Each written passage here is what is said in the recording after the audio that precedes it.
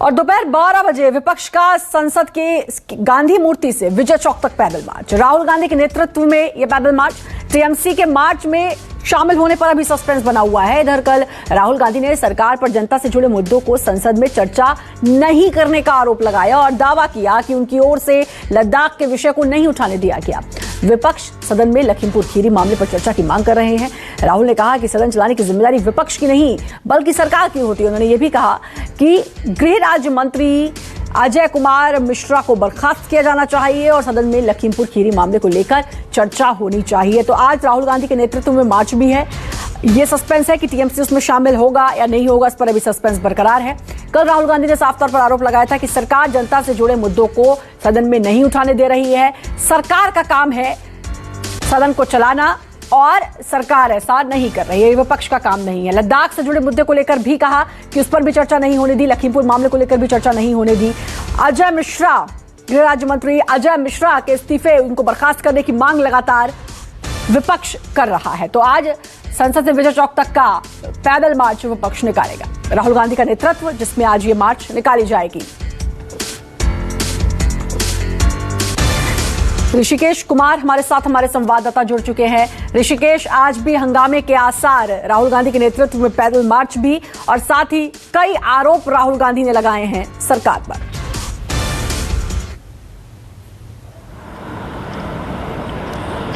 जी देखिए, बिल्कुल जो 12 सांसदों का निलंबन हुआ शीतकालीन सत्र के शुरुआत में, उसके बाद ही 4 विपक्षी पार्टियों को चिट्ठी लिखा गया। प्रहलाद जोशी जो संसदीय कार्य मंत्री हैं, और कहा गया कि आप उनका लिखित माफीनामा दें, उसके बाद 12 सांसदों का निलंबन वापस होगा। जिसके उस बैठक में जाने से ही पहले विपक्ष ने इंकार कर दिया।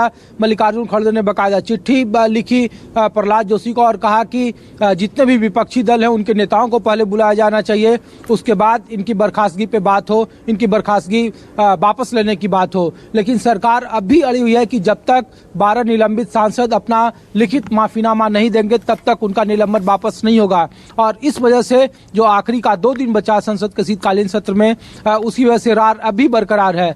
यह भी कहा जा रहा है कि अजय मिश्रा टेनी की बर्खास्तगी या संसद न चलने देने को लेकर के आज पैदल मार्च निकाला जाएगा राहुल गांधी की मौजूदगी में, जिसमें तमाम विपक्षी दल होंगे। तकरीबन 15 से 16 विपक्षी दल होंगे और वहां से गांधी स्टैचू से सीधा वो विजय चौक तक जाएंगे और एक राजनीतिक संदेश देने की कोशिश है कि लगातार संसद न चलने देने को लेकर जो सरकार विपक्ष पर आरोप लगा रहा है, वो विपक्ष का आरोप, खास करके सरकार का आरोप बिल्कुल बेबुनियाद है। और जो मुद्दे हैं, चाहे वो कोविड का मसला हो, महंगाई का मसला हो, कई आरोप लगाए राहुल गांधी ने, कहा कि सरकार संसद में जो जनता के मुद्दे हैं उन पर चर्चा नहीं होने दे रही है। ये बड़ा आरोप राहुल गांधी ने लगाया। बोला लद्दाख मामले को लेकर भी चर्चा नहीं होने दी, उस पर भी सवाल नहीं उठाने दिया, उस मामले को नहीं उठाया गया। यदि लखीमपुर की बात करें तो उस पर भी बात नहीं होने दी, चर्चा नहीं होने दी।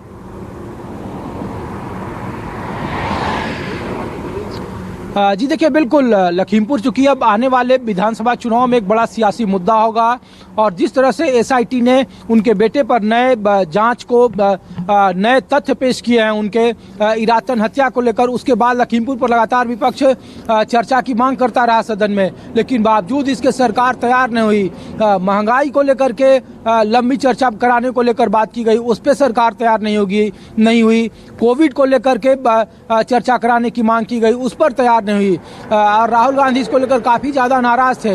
लेकिन विपक्ष के लिए सबसे बड़ी मुश्किल अब भी तृणमूल कांग्रेस है, क्योंकि तृणमूल कांग्रेस अब भी कह रही है कि वो एकला चलो की राह पर है। तमाम विपक्षी पार्टियां भले इस पैदल मार्च में आज शामिल होंगी, लेकिन तृणमूल कांग्रेस शायद इस पैदल मार्च में शामिल हो, ये संशय का विषय है। उम्मीद किया जा रहा है कि तृणमूल सांसदों का जो जत्था है वो अलग से वहां प्रदर्शन करेगा गांधी स्टैचू के पास और वो विपक्ष के इस पैदल मार्च में शामिल नहीं होगा।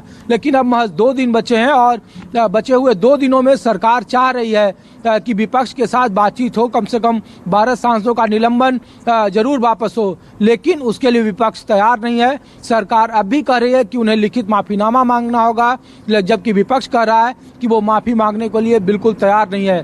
तो रार बरकरार है, 2 दिनों का वक्त है। प्रधानमंत्री ने इसके पहले अपने वरिष्ठ मंत्रियों के साथ बैठक की थी संसद के बाकी बचे 2 दिनों के लिए, लेकिन अब जिस तरीके की उम्मीद की जा रही है उसको लेकर कहा जा रहा है कि ये काफी मुश्किल भरा हो सकता सकता है। और आज अगर पैदल मार्च कर रहे हैं राहुल गांधी विपक्षी दलों की अगुवाई में, तो निश्चित तौर पर जो रार है वो आने वाले 2 दिनों में और ज़्यादा बढ़ेगा और इसका असर 5 राज्यों के विधानसभा चुनाव पर भी देखा जा रहा है, क्योंकि आने वाले बजट सत्र होगा। बजट में बहुत सारे ऐसे बिल होंगे जिसमें विपक्ष का समर्थन देना होगा। लेकिन कोविड के वक्त में जो आरोप लगाए जा रहे थे, विपक्ष ने प्रधानमंत्री पर आरोप लगाया कि जितने दिन संसद चले उसमें प्रधानमंत्री की मौजूदगी कितने दिन तक रही है, जो लगातार दूसरों को बता रहे हैं कि सांसद विपक्ष के तौर पर मौजूद नहीं रहते हैं। तो पैदल मार्च में बहुत सारे मुद्दे हैं जिसको लेकर के एक राजनीतिक संकेत देने की कोशिश होगी।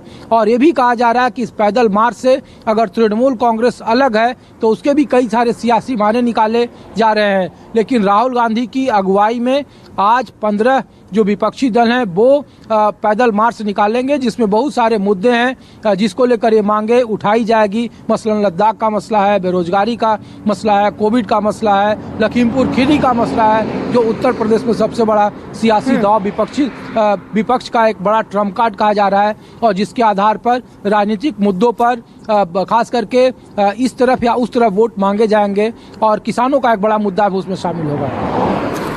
बिल्कुल, तो आज पैदल मार्च और अब देखना है इस पैदल मार्च के बाद और क्या कुछ हंगामा होता है और कितनी राजनीति होती है। शुक्रिया आपका। नमस्कार, मैं हूं मानक गुप्ता। अगर आपको हमारा ये वीडियो पसंद आया हो तो इसे लाइक और शेयर जरूर करें और हाँ, हमें सब्सक्राइब और फॉलो करना ना भूलें ताकि आप देश और दुनिया की कोई खबर मिस ना करें। तो जुड़े रहिए हमारे साथ और देखते रहिए न्यूज़ 24।